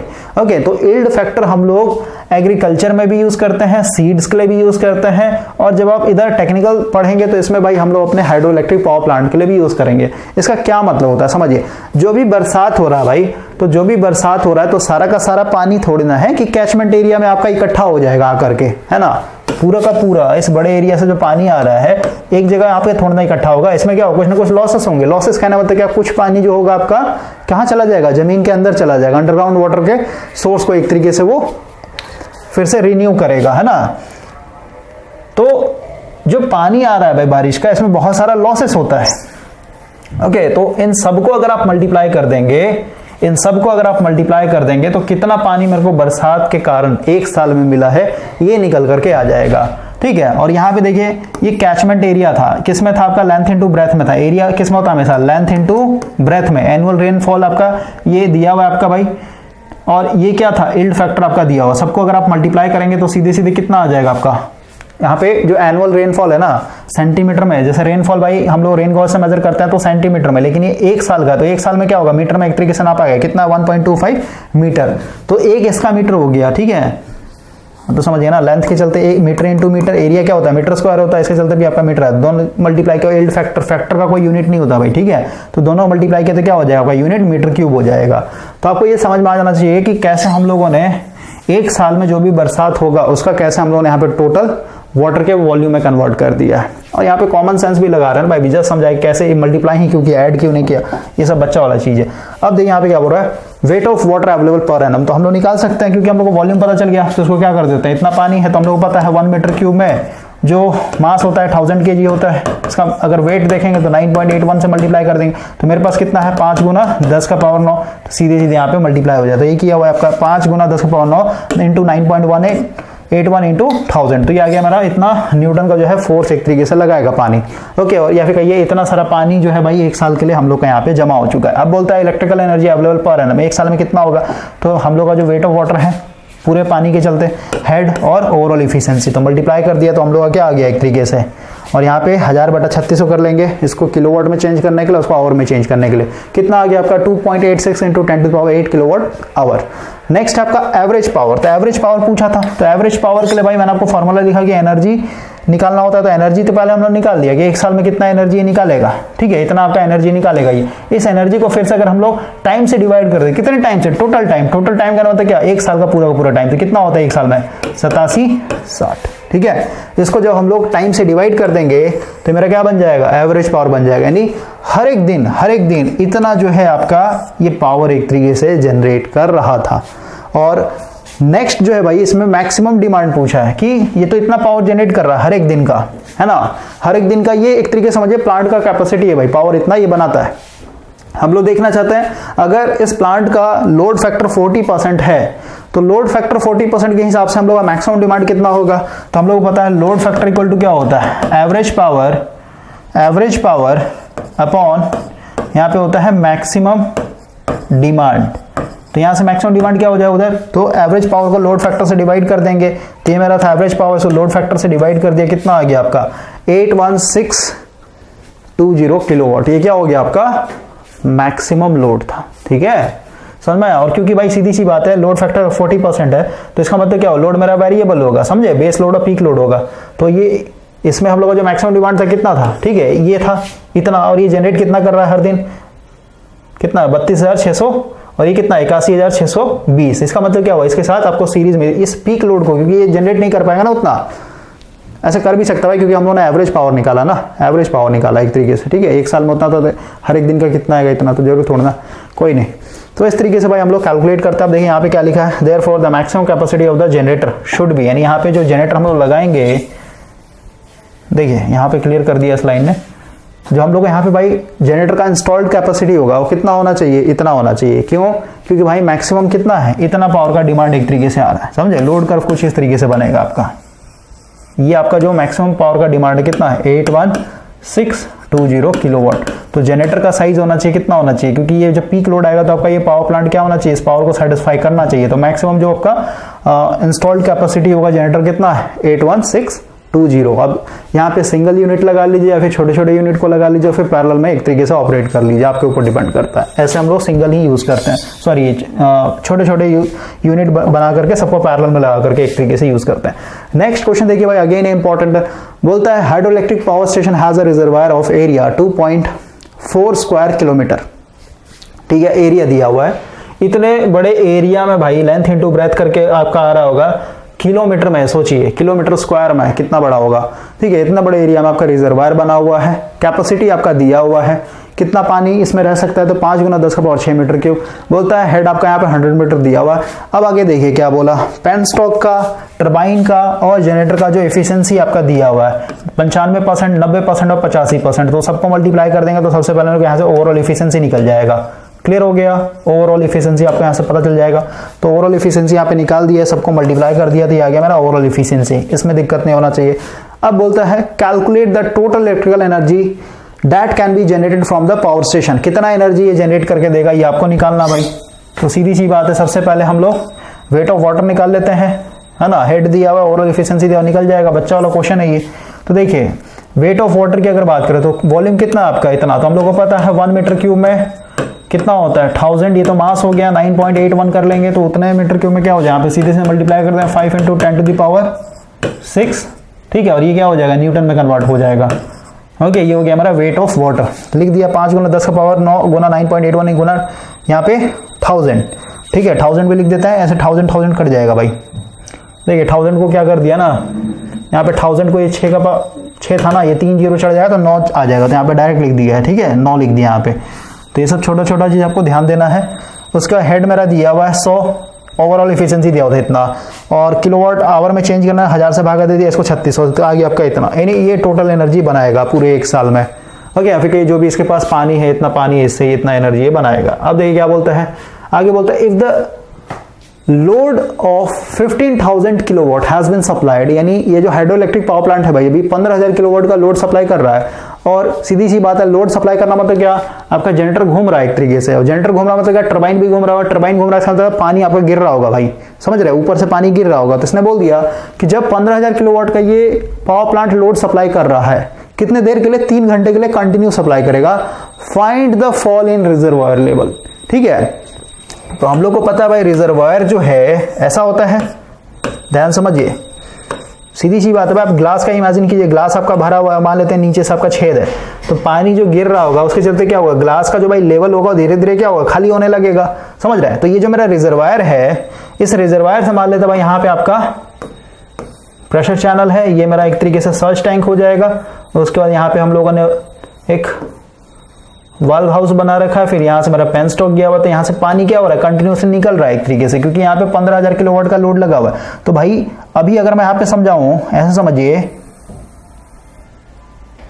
डायग्राम बनाना और इमेजिनेशन करना भाई दोनों बहुत जरूरी है। ठीक है, मान लेते हैं पानी मेरा जो है ये पर्पल लाइन से जो मैं दिखा रहा हूं ना, ठीक है, ओहो 1 मिनट, अंदर में शेड करना है हम लोग को।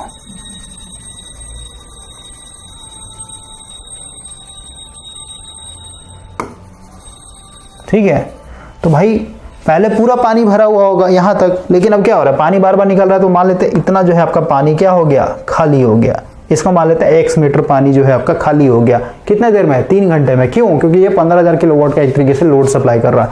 ठीक है, तो बोलता है find the fall in water level, या फिर रिजर्वायर में इतना जो पानी घटा, कितने में घटा। ठीक है, तो ये तो लॉन्ग सॉल्यूशन दिया हुआ शॉर्टकट में आते हैं, वो समझ में भी नहीं आएगा आपको। ठीक ना भाई, यहाँ पे आते हैं डायरेक्ट। तो हम लोग को पता भाई, अगर हम लोग देखें, हम लोग यहाँ पे क्या करना चाहते हैं, हम लोग पहले कंप्लीट डेप्थ देखना चाहते हैं। ठीक है, डेप्थ देखना चाहते हैं कि जो रिजर्वायर है भाई, इस रिजर्वायर में क्या होगा भाई बताइए। एक होगा आपका लेंथ, एक होगा ब्रेथ और एक होगा हाइट। लेंथ इनटू ब्रेथ क्या बनता है, एरिया बनता है, समझ गए। और ये हाइट, हाइट मतलब सर डेप्थ देखना चाहता हूं मैं, ये डेप्थ। ओके, या फिर ये ग्लास होता है ना, ग्लास का भी क्या है, हाइट देखना है ना हम लोग को, समझ गए। तो मैं हाइट यहाँ पे निकालना चाहता हूँ कि इस रिजर्वायर का टोटल हाइट कितना है। तो हम लोग यहाँ पे लिखते हैं कि लेवल ऑफ रिजर्वायर। तो हम लोग को पता है भाई वॉल्यूम, वॉल्यूम क्या होता है, length into breadth into height upon area. Reservoir का एरिया, एरिया क्या होगा आपका, लेंथ इनटू ब्रेथ। तो length into breadth, length into breadth खत्म हो जाएगा, और यहां से मेरे को क्या बचेगा, सिर्फ और सिर्फ h बचेगा। तो वॉल्यूम ऑफ रिजर्वायर मतलब क्या, इसमें length into breadth into height दिया हुआ है, और एरिया ऑफ रिजर्वायर मतलब क्या, 2.4 मीटर स्क्वायर किलोमीटर में था ना, तो इसको किलोमीटर में क्या कर दिया हम लोग, मीटर में चेंज कर दिया, इसलिए यहाँ पे 1000 गुना 1000 कर दिया भाई। ठीक है, 10⁻6 कर दिया। तो यहाँ पे नीचे में क्या था, इनटू बी, तो ये कट जाएगा भाई। ठीक है, तो बचेगा क्या, सिर्फ और सिर्फ हाइट। तो ये h के बराबर आ जाएगा, समझे। तो h आ गया, मतलब टोटल जो हाइट है, कितना ये गहरा है, कितना ये डेप्थ है, उसी को तो हाइट बोलेंगे। कितना है, 2.03083 मीटर का है, ठीक है। अब यहां पे समझिए, ये तो हम लोगों ने टोटल गहराई एक तरीके से निकाल लिया, कितना गहरा है। बोलता है हम लोग यहाँ पे भाई, हम लोग को पता है कि पावर जो जनरेट हो रहा है कंटिन्यूअसली 3 घंटे तक जो पावर जनरेट हो, पावर की बात हो रही है यहाँ पे, एनर्जी नहीं, पावर कितना है, 15,000 किलोवाट, ठीक है। 3 घंटे के लिए कंटिन्यूअसली ये जनरेट कर रहा है। तो अगर हम लोग एनर्जी की बात करें भाई कि 3 घंटे में एनर्जी कितना ये जनरेट कर रहा होगा, तो एनर्जी कितना होगा बताइए। एनर्जी हो जाएगा आपका पावर इंटू टाइम। तो पावर मेरा यहाँ पे दिया हुआ था इतना, टाइम से मल्टीप्लाई करके कितना हो जाए, 45,000 किलोवाट आवर। समझ में आ गया बात को। तो अभी इसी क्वेश्चन के लिए हम लोगों ने देखा था, जो पहला क्वेश्चन था भाई कि टोटल कितना ये एनर्जी जनरेट करके देगा, समझे। और ये जब ये टोटल एनर्जी जनरेट कर रहा था, तो ये पूरा का पूरा जो गहराई है रिजर्वायर का, जो कि पानी से भरा हो, पूरा का पूरा टंकी खाली हो जाएगा आपका, समझ रहे हैं, टोटल। तो वही चीज यहाँ पे यूज कर लिया कि जब ये टोटल पावर इतना जनरेट कर रहा था, तो भाई पूरा का पूरा जो फॉल होगा, यानी रिजर्वायर पूरा का पूरा सूख जाएगा, यानी इतना मीटर का जो हाइट है पानी से भरा हुआ, ये क्या हो जाएगा, खत्म हो जाएगा। तो हम लोग लिखते हैं कि 989175 किलोवाट आवर, जो कि टोटल एनर्जी, इतना एनर्जी बनाने में क्या हो जाएगा आपका, कितना फॉल आ जाएगा हाइट में, 0.83 मीटर का, ठीक है। नहीं, रिजर्वायर सूख जाएगा। तो 1 किलोवाट आवर एक तरीके से बनाए तो कितना हो जाएगा, 2.083 अपॉन ये हो जाएगा 989175। तो भाई मेरे को देखना है कि 45,000 किलोवाट, ठीक है, ये एनर्जी जनरेट करना 3 घंटे तक के लिए। तो 45,000 किलोवाट आवर के लिए कितना हो जाएगा, तो यहाँ पे सीधे सीधे मल्टीप्लाई हो जाएगा। ओके, ये किलोवाट आवर था, ये भी किलोवाट आवर था, ये कितना था आपका, ये मीटर में था। तो किलोवाट से किलोवाट खत्म हो जाएगा, बचेगा सिर्फ मीटर। तो सॉल्व कीजिएगा, आ जाएगा इतना, ये मीटर में आ गया, इसको सेंटीमीटर में करेंगे, यानी 9.47 सेंटीमीटर का क्या हो जाएगा आपका हाइट गिर जाएगा पानी का। क्लियर हो गया। नेक्स्ट क्वेश्चन देखिए क्या बोल रहा है। बोलता है भाई एक फैक्ट्री है जो कि लोकेटेड नियर अ वाटरफॉल, ठीक है, झरने के किनारे ये फैक्ट्री लगा हुआ है, where the usable head for power generation is 25 metre, यानी हेड मेरा दिया हुआ है। और इस फैक्ट्री को चलने के लिए कितना पावर का डिमांड है, 400 किलोवाट का चाहिए भाई, हर पूरे साल तक के लिए, नहीं 365 दिन के लिए इसको कितना पावर चाहिए, 400 किलोवाट, ठीक है। बोलता है the river flow in a year. अब सीधी सी बात, अभी जस्ट मैंने आपको रिवर का इंट्रोडक्शन दिया था, तो सालाना रिवर में पानी का जो बहाव है कैसे है, तो बोलता है स्टार्टिंग का जो 4 महीना होगा इसमें सबसे ज्यादा फ्लो है 10 मीटर क्यूब पर सेकंड, यानी सोचिए 1 मीटर क्यूब में कितना होता है, 1000 लीटर होता है। तो 10 मीटर क्यूब कहना मतलब क्या, 10,000 लीटर जो है 1 सेकंड में पानी एक तरीके से आपको देगा। फिर 2 महीने के लिए, यानी गर्मी का टाइम, गर्मी नहीं है मान लेते भाई, आपका सर्दी वाला टाइम आ गया, ठीक है, इतना है 6 मीटर क्यूब पर सेकंड 2 महीने के लिए। और ये बच गया आपका 1.5, यानी सबसे कम है नहीं, ये गर्मी का महीना होगा एक तरीके से, ठीक है। तो पहले इतना था, फिर इतना था, इतने, और टाइम भी दिया, 4 महीने के लिए इतना फ्लो था, फिर 2 महीने के लिए इतना था, और 1.5 मीटर क्यूब जो था आपका रिमेनिंग 6 मंथ के लिए था।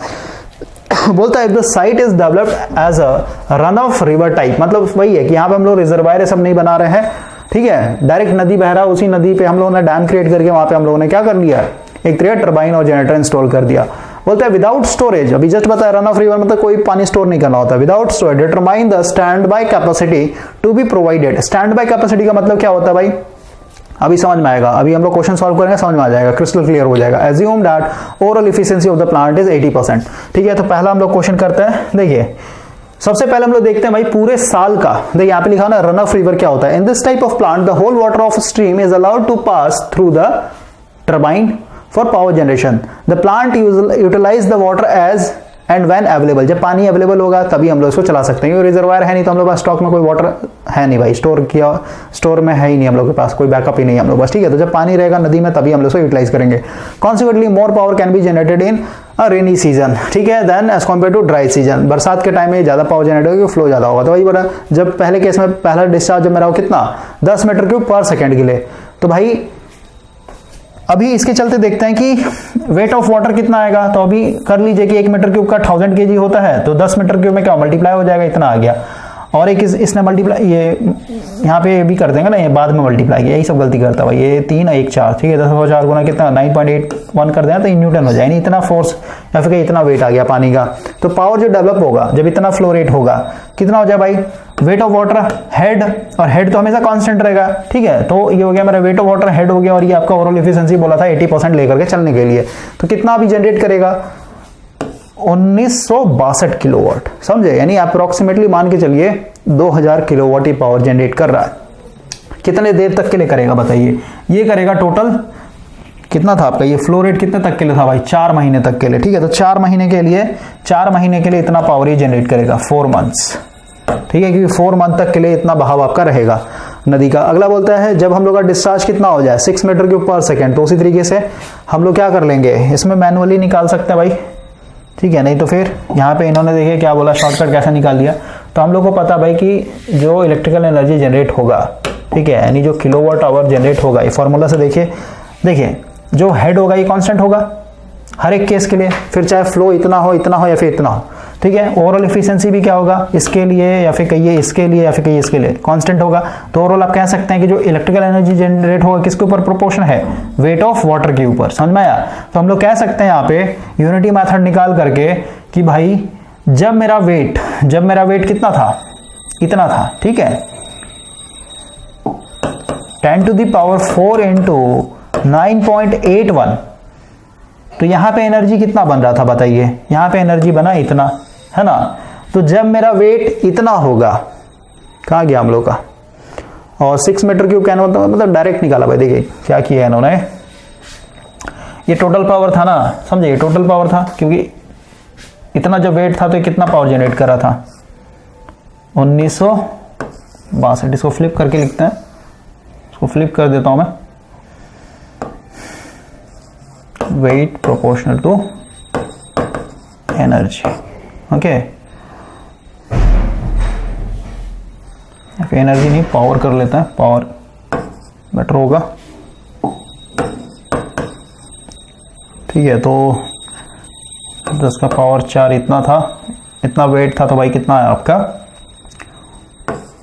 1962 किलोवाट। तो अगर 1 होगा तो कितना हो जाएगा, नीचे में यहाँ पे 62 अपॉन ये आ जाएगा 10⁴ इंटू 9.81 इंटू, तो अब इतना होगा। तो भाई तो इतना कहने मतलब क्या, इसका वेट कितना होगा बताइए, इसका वेट कितना हो जाएगा, ये हो जाएगा 6 गुना 1000 गुना 9.81, समझे। तो ये कट जाएगा 9.81 से 9.81 कट जाएगा, और इसको काट देंगे, है ना। तो यही है, ऊपर में वहां पे आया था ना 6, देख रहा है 6/10 हो जाएगा, ठीक है, क्योंकि ये 3 0 है ना, 3 0 से 3 0 से खत्म हो जाएगा भाई। तो बचा क्या नीचे, 6/10 बच जाएगा। तो वही डायरेक्ट मल्टीप्लाई किया, तो इतना पावर ये जनरेट करेगा कब, जब हम लोग का फ्लो रेट कितना हो, 6 मीटर क्यूब पर सेकेंड हो, और जब हम लोग का डिस्चार्ज सबसे कम हो 1.5 मीटर पर सेकेंड हो, तो इसमें कितना हो जाएगा, तो इतना, तो ये 294 किलोवाट हो जाएगा, ठीक है। तो अब समझिए, कॉन्सेप्ट समझिए भाई कि 4 महीने तक के लिए आपका ये इतना पावर जनरेट करेगा कंटिन्यूअसली हर दिन, ठीक है, इसका कैपेसिटी है जनरेट करने का। फिर 2 महीने के लिए इतना, और फिर बाकी ये जो 6 महीने के लिए इतना, समझे। तो यहाँ पे बोलो जो फैक्ट्री लगा हुआ है, फैक्ट्री को भाई हर दिन कितना पावर चाहिए, 400 किलोवाट का एक तरीके से पावर चाहिए हर दिन। तो भाई ये जनरेट कितना कर रहा है, ये जनरेट कर रहा है अप्रॉक्स 2000 किलोवाट, और चाहिए कितना आपके पास 400 किलोवाट। इसका मतलब क्या, यहाँ पे भाई ये बहुत ज्यादा पावर जनरेट कर रहा है, समझे, जितना इसको फैक्ट्री को चाहिए उससे बहुत ज्यादा। देख रहे हैं 400 किलोवाट फैक्ट्री का रिक्वायरमेंट है, ये जनरेट कितना कर रहा है बताइए, 2000 किलोवाट अप्रोक्सीमेटली, है ना। इसका मतलब क्या हुआ कि यहाँ पे हम लोग कोई भी स्टैंड बाय प्लांट लगाना ही नहीं पड़ेगा। स्टैंड बाय का मतलब क्या हो गया, जहाँ पे पावर का शॉर्टेज होता है भाई, ठीक है। तो जो हम लोग को मेन चीज चलाना होता है, जरूरी वाला सामान चलाना होता है, जैसे हम लोग अपने घर का एग्जांपल ले, तो भाई जैसे पावर खत्म हो गया, तो पावर खत्म हो गया या फिर ट्रांसफार्मर जल गया, तो भाई आपको 2 चीज बहुत नेसेसरी है ना। एक तो आपका मोटर चलना चाहिए ताकि पानी में टंकी में पानी भरते रहे, और आपका फ्रिज भी चलते रहना चाहिए ताकि आपका जो दूध है या फिर सब्जी ये सब है वो खराब ना हो। तो कुछ नेसेसरी चीज होता है जिसको चलाना ही रहना होता है 24 घंटा, जिसको बेस लोड बोलते हैं भाई, ओके। तो अगर आप देखें यहाँ पे हम लोग का जितना रिक्वायरमेंट उससे ज्यादा ही जनरेट कर रहा है। यहाँ पे देखें अगर आप, तो यहाँ पे भी आपका देख रहे हैं 1177 किलोवाट जनरेट कर रहा है, और 400 का ही रिक्वायरमेंट है। लेकिन यहाँ पे अगर आप देखेंगे, यानी गर्मी के टाइम में देख रहे हैं, ये सिर्फ कितना जनरेट कर रहा है, 294 किलोवाट ही जनरेट कर रहा है और चाहिए कितना, रिक्वायरमेंट कितना भाई आपका यहाँ पे 400 किलोवाट। तो सीधी सी बात आपको क्या करना पड़ेगा यहाँ पे स्टैंड बाय के लिए, यानी वो बाकी जो पावर है उसके लिए हम लोग यहाँ पे डीजल जनरेटर लगाना पड़ेगा, यानी एक डीजल इंजन लगा के उसके साथ अल्टरनेटर कपल्ड करना पड़ता है। तो वही बोला it is clear that when discharge is 10 metre cube per second और इतना power develop by the plant is more than the 400 kilowatt required by the factory, जरूरत से ज्यादा है। However when the discharge is 1.5 metre cube per second the power deliver fall short, यानी गिर गया यहाँ पे जितना चाहिए उतना है नहीं, तो यहाँ पे हम लोग क्या करना पड़ेगा, एक स्टैंड बाय यूनिट निकालना पड़ेगा। स्टैंड बाय यूनिट का कैपेसिटी कितना होगा 400 में से, क्योंकि भाई हम लोग को चाहिए 400 में से अभी बना रहा है इतना, तो कितना 106 किलोवाट का क्या करना पड़ेगा आपको यहाँ पे एक स्टैंड बाय यूनिट लगाना पड़ेगा। अब अगला है सेकंड क्वेश्चन पढ़ते हैं। सेकंड क्वेश्चन क्या बोलता है, if a reservoir is arranged upstream, यानी अब हम लोग क्या कर रहे हैं, अब हम लोग एक रिजर्वायर बना दे रहे हैं भाई, ठीक है, कितना है 25 मीटर की हाइट पे एक रिजर्वायर बनाना, मतलब टंकी बना दे रहे हैं एक तरीके से। अब ऐसे सिचुएशन में will any stand by unit be necessary, क्या हम लोग को अभी भी यहाँ पे कोई स्टैंड बाय यूनिट लगाना पड़ेगा। What will be the excess power available, और एक्सेस पावर कितना हम लोग के पास यहाँ पे रहेगा ये बताना है। तो बोल दिया यहाँ पे देखिए विथ रिजर्वायर, तो बोलता है When reservoir is arranged upstream, यानी ऊपर में जब हम लोग रिजर्वायर बना देंगे we can store water, पानी हम लोग स्टोर कर सकते हैं। This permits regulate supply of water to the turbine। अब सीधी सी बात है, फिर चाहे गर्मी हो सर्दी हो बरसात हो, भाई हम लोग का क्या है रिजर्वायर बन गया तो उसमें उतना पानी हमेशा स्टोर रहेगा, ठीक है। तो वही बोल रहा है कि जो पानी स्टोर है तो इसको हम लोग रेगुलेट कर सकते हैं, regulate supply of water to the turbine, है ना, so that the power output is constant throughout the year, हम लोग को हमेशा कांस्टेंट मिले। देखिए जब हम लोग का भाई बरसात अच्छा खासा हो रहा है उस समय हम लोग रिजर्वायर को यूज ही नहीं करेंगे, हम लोग का जितना फ्लो चाहिए उतना मिल जा रहा है, जरूरत से ज्यादा मिल जा रहा है, तो रिजर्वायर में पानी आपका कभी खत्म ही नहीं होगा। उसके बाद जैसे बरसात है उस समय भी क्या है आपका पानी ज्यादा इवेपोरेट नहीं होगा, यानी नदी का में अभी भी अच्छा खासा फ्लो है मान लेते हैं, है ना, तो ऐसे आप समझ सकते हैं। तो अभी हम लोग देख रहे हैं एवरेज डिस्चार्ज, तो एवरेज डिस्चार्ज कितना होगा भाई, 4 महीने के लिए 10 मीटर क्यूब है, 6 महीने के लिए 2 मीटर, ये मंथ लिखा हुआ भाई, मंथ के हिसाब से देखिए ये 10 मीटर क्यूब क्या था 4 महीने तक के लिए था, ठीक है। 6 मीटर क्यूब ये आपका 2 महीने के लिए था, और ये 1.5 मीटर क्यूब क्या था आपका रिमेनिंग 6 महीने के लिए था, ठीक है। और पूरा हम लोगों ने यहाँ पे मंथ से डिवाइड कर दिया, कितना आ गया आपका, मतलब हर एक साल का कितना यहाँ पे, तो 5.08 मीटर क्यूब पर सेकेंड। ये कंटिन्यूअसली आप इतना एक तरीके से फ्लो ले सकते हैं। क्यों ले सकते हैं भाई, कैसे पॉसिबल है, क्योंकि हम लोगों ने यहाँ पे क्या कर रखा है रिजर्वायर बना रखा है। तो जब हम लोग का फ्लो रेट कम हो जाएगा, और एवरेज का मतलब बताया था मैंने, जिसके पास ज्यादा होता है उसको निकाल के इसमें दे देते हैं, इसके पास कम है तो उसको दे देंगे, ठीक है। तो ये हो गया हमारा एवरेज। तो अब बोलता है पावर डेवलप, तो पावर कितना हो जाए भाई, तो हम लोग को पता है उसी तरीके से निकाल दिया, ऐसे डायरेक्ट आप निकालिए ना भाई, ठीक है। ये यहाँ पे निकाला ना, यहीं से उठा के डायरेक्ट कर रहा, ठीक है, जैसा भी मैंने बताया, इसको सीधे से कर लेंगे इतने से, है ना, तो ये आ जाएगा कितना 996.7 किलोवाट। अगर नहीं समझ में आ रहा भाई तो सीधे वेट ऑफ वाटर निकालिए, हेड से मल्टीप्लाई कीजिए, इफिशिएंसी सेम आएगा आपका। तो बोलते हैं since power develop is more than the required by the factory no stand by unit is needed. Excess power कितना यहाँ पे बन रहा है, तो जो रिक्वायरमेंट है और जो जनरेट हुआ उसमें माइनस कर देते तो आगे इतना ही नहीं, इतना एक्सेस पावर ही जनरेट कर रहा है। अब भाई लास्ट क्वेश्चन है, लास्ट क्वेश्चन क्या बोल रहा है, ये भी इंपॉर्टेंट है। देख क्या बोल रहा है, अगेन एक रन ऑफ रिवर है, hydro electric power with a pondage, यानी यहाँ पे एक पॉन्ड बना हुआ, मतलब एक रिजर्वायर बना हुआ है इसमें, ठीक है। रन ऑफ रिवर है लेकिन साथ में हम लोगों ने एक रिजर्वायर बना हुआ। इंस्टॉल्ड कैपेसिटी जो है 100 मेगावाट का है, वाटर हेड यानी पानी जो है 20 मीटर की ऊंचाई से गिर रहा है, ओवरऑल एफिशिएंसी 80% दिया, और लोड फैक्टर आपका दिया यहाँ पे 40%। पहला बोलता है डिटरमाइन द रिवर डिस्चार्ज, ठीक है, मीटर क्यूब पर सेकेंड में बताना है। और बोलता है second if on a particular day the river flow is 20 metre per second what load factor can the plant supply. देखिए क्या बोल रहा है, consider the duration to be 1 week, एक सप्ताह का हम लोगों ने यहाँ पे समय एज्यूम करके चला है, तो एक सप्ताह में कितना ये एनर्जी जनरेट करेगा भाई। तो हम लोग को पता है भाई कैसे, ये देखिए कैसे निकाला है, एनर्जी जनरेटेड कैसे किया है, ठीक है। यूनिट जनरेटेड यानी एनर्जी है ना, एनर्जी इक्वल टू होता है पावर इनटू टाइम, ठीक है, पावर इनटू टाइम। तो टाइम यानी एक सप्ताह, तो एक सप्ताह कहना मतलब एक दिन में 24 घंटा होता है, तो 7 दिन में कितना हो जाएगा, 24 गुना 7 ही तो टाइम हो गया। हम लोग का टाइम का कहानी ऐसे खत्म हो गया। अब पावर की बात करते हैं भाई, तो पावर के लिए यहाँ पे क्या है समझिए, हम लोग को पता है लोड फैक्टर इक्वल टू होता है average load upon maximum demand, ठीक है। तो यहां से हम लोग का क्या हो जाएगा, दोनों को मल्टीप्लाई करेंगे तो पी एवरेज निकल जाएगा, ठीक है। तो load factor into maximum demand से मल्टीप्लाई, तो एवरेज पावर मतलब 7 दिन में कितना ये पावर बना रहा है, एवरेज पावर ये निकल गया। तो ये आ गया इतना, यानी एक सप्ताह में इतना एनर्जी जनरेट करेगा। अब यहाँ पे भाई मान लिया कि मान लेते हैं लेट क्यू मीटर क्यूब पर सेकंड मेरा क्या है, रिवर का डिस्चार्ज है, ठीक है, इतने एनर्जी को जनरेट करने के लिए, या फिर कहिए अब यहाँ पे वेट ऑफ वाटर निकाल लेते हैं।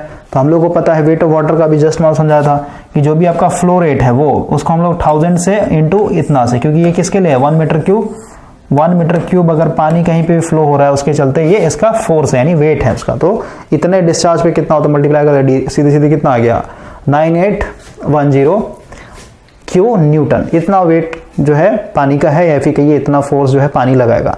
एवरेज पावर प्रोड्यूस का मतलब क्या है, wait of water into head into overall efficiency, ठीक है भाई। तो हम लोग का सारा चीज दिया हुआ था, हेड दिया हुआ है, एफिशिएंसी दिया हुआ है, ये हम लोगों ने वेट कैलकुलेट किया। तो कितना आ गया आपका, ये आ गया आपका 156.96 किलोवाट, ठीक है। अब देखिए आगे आते हैं भाई। तो ये मेरा बन गया फर्स्ट इक्वेशन। और क्या किया, अब यहां पे देखिए हम लोग का भाई ये जो था फर्स्ट इक्वेशन था, ठीक है, और ये इसको सेकंड इक्वेशन मान लेते हैं, ठीक है।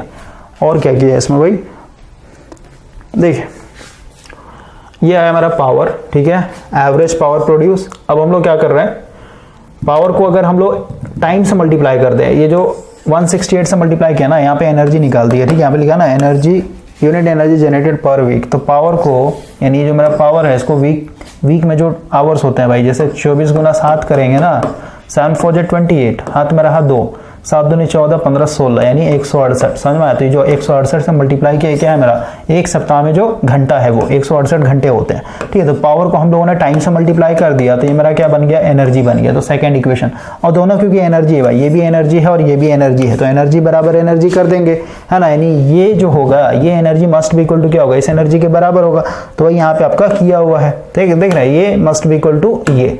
तो यहाँ से हम लोग क्यू आ जाएगा, क्यू कितना आ गया, इतना, ठीक है, ये इतना एक तरीके से रिवर का डिस्चार्ज होना चाहिए, फ्लो रेट होना चाहिए। अगला बोलता है सेकंड क्वेश्चन, देखिए क्या बोल रहा है। सेकंड क्वेश्चन क्या बोल रहा है, if on a particular day, मान लेते हैं किसी दिन जो रिवर का बहाव है कितना आ गया 20 मीटर क्यूब पर second, what is the load factor, इस समय लोड फैक्टर क्या होगा ये आपको बताना है।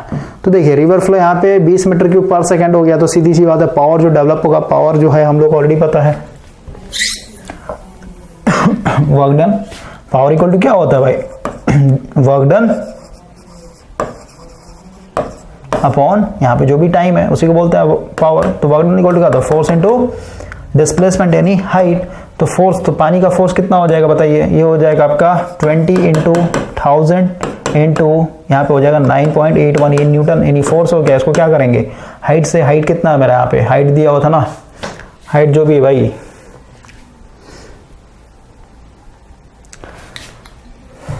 हाइट फिर से क्वेश्चन पढ़ना पड़ेगा। अब देखिए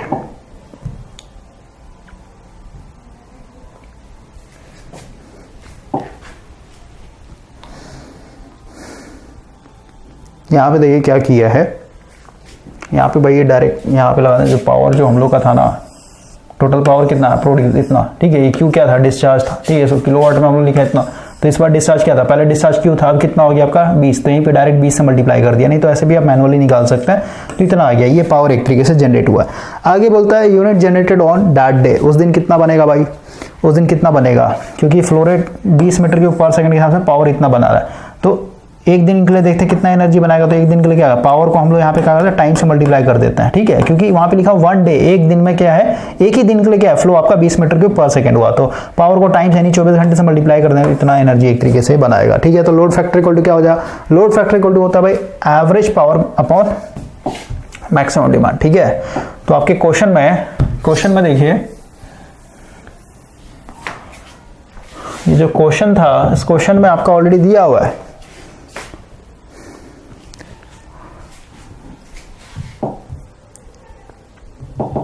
देखिए यहां पे क्वेश्चन में भाई ऑलरेडी दिया हुआ है,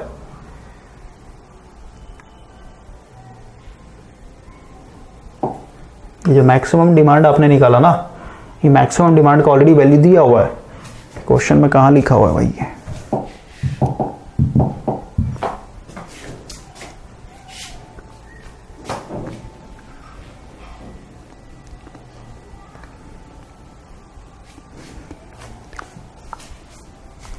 लोड फैक्टर 40% है ना, देखिए यहाँ से आप निकाल सकते हैं। इसका अगर आप 40% निकालेंगे भाई, इंस्टॉल्ड कैपेसिटी यानी मैक्सिमम, इसका अगर आप 40% निकालेंगे 10 मेगावाट यानी,